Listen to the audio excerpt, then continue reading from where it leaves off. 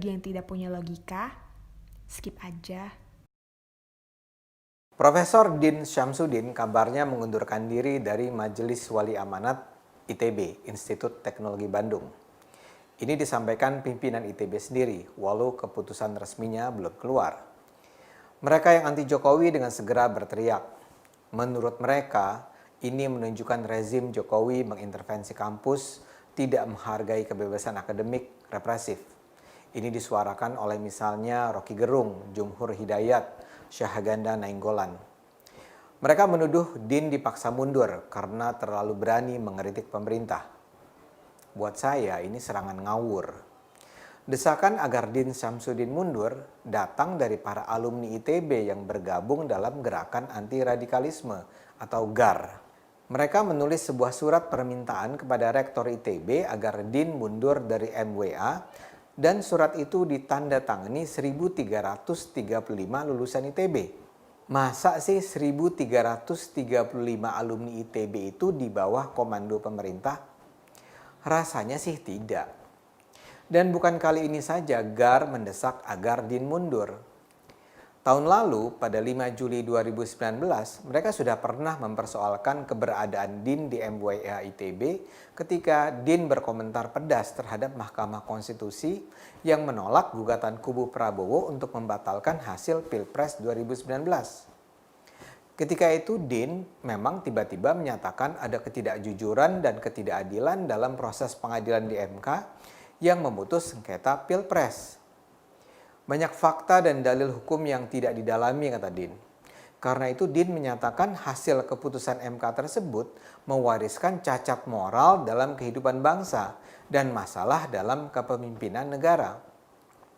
Pernyataan Din itu dikecam oleh GAR. Mereka jengah bahwa ada seorang anggota MWA ITB yang secara serampangan menilai kerja MK tidak jujur dan tidak adil, padahal MK saat itu sudah secara seksama memeriksa bukti-bukti dan kesaksian yang disampaikan kubu Prabowo.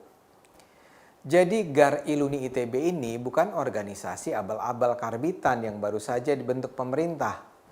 Mereka memang dari dulu sangat peduli pada ITB. Apalagi Majelis Wali Amanat MWA adalah organ tertinggi di ITB yang fungsinya antara lain menentukan perkembangan masa depan ITB selain juga memilih dan memberhentikan rektor ITB.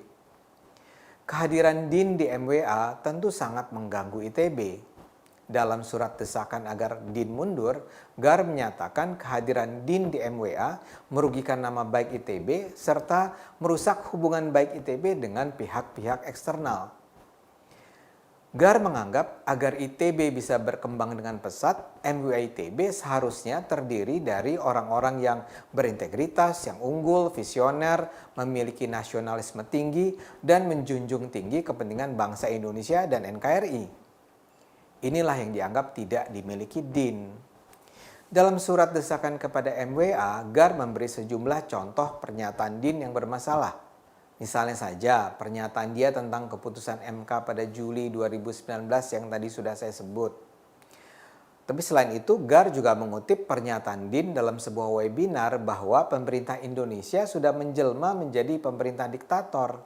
Dan Din terkesan mengajak masyarakat untuk melakukan pemberontakan terhadap pemerintah.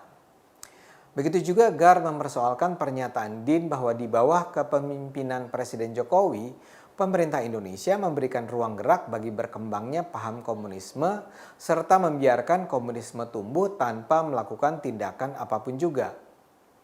Perilaku politik Din juga dianggap bermasalah. Din misalnya menghadiri dan berpidato pada konferensi Khilafah Internasional pada 2007 yang diselenggarakan HTI. Buat GAR alumni ITB, ini mengindikasikan dukungan Din kepada gerakan anti-NKRI.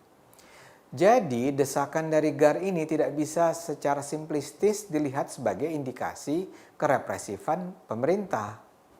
GAR ini malu dan terganggu dengan pernyataan dan tindakan Din. Dan lebih jauh lagi, apa yang dilakukan GAR ini perlu dibaca sebagai bukti kekhawatiran kelompok-kelompok pro-NKRI terhadap apa yang dikhawatirkan sebagai pertumbuhan radikalisme di kampus-kampus besar di Indonesia.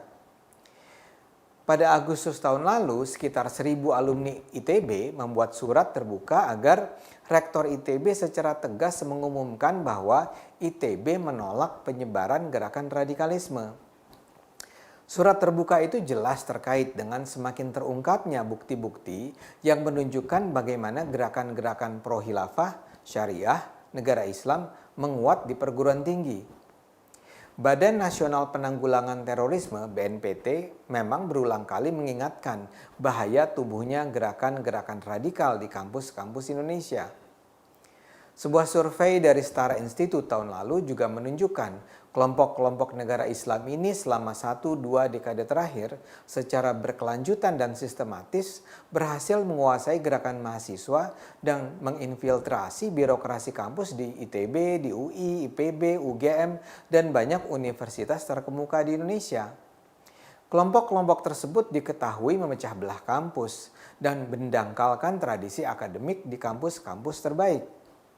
Akibat peringatan-peringatan itulah berbagai perguruan tinggi negeri kemudian berbenah diri dengan secara perlahan-lahan menyingkirkan anasir-anasir pro-khilafah dan negara Islam dari posisi-posisi strategis kampus dan melakukan pengawasan lebih ketat terhadap organisasi-organisasi kemahasiswaan seperti BEM. Ini semua yang juga terjadi di ITB.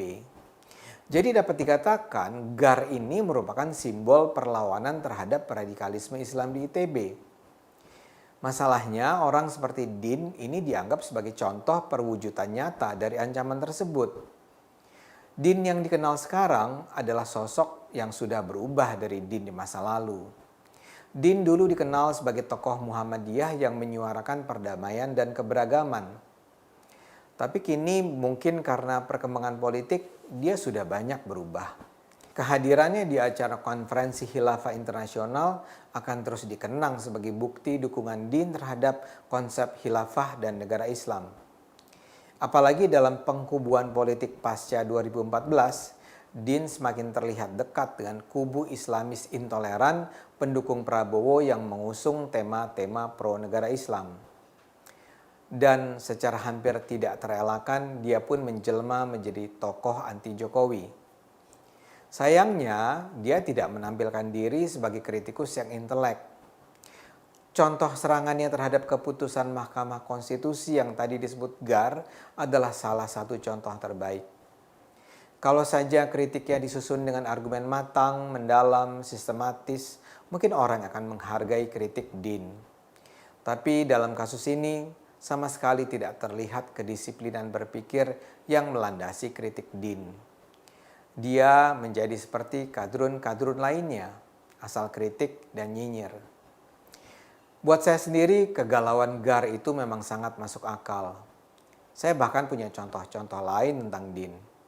Yang paling saya ingat adalah ketika dia mengkritik sebuah konser amal secara virtual oleh BPIP dalam rangka pengumpulan dana untuk membantu korban corona. Kok bisa-bisanya dia mengatakan penyelenggaraan konser itu adalah bukti bahwa pemerintah bergembira di atas penderitaan rakyat.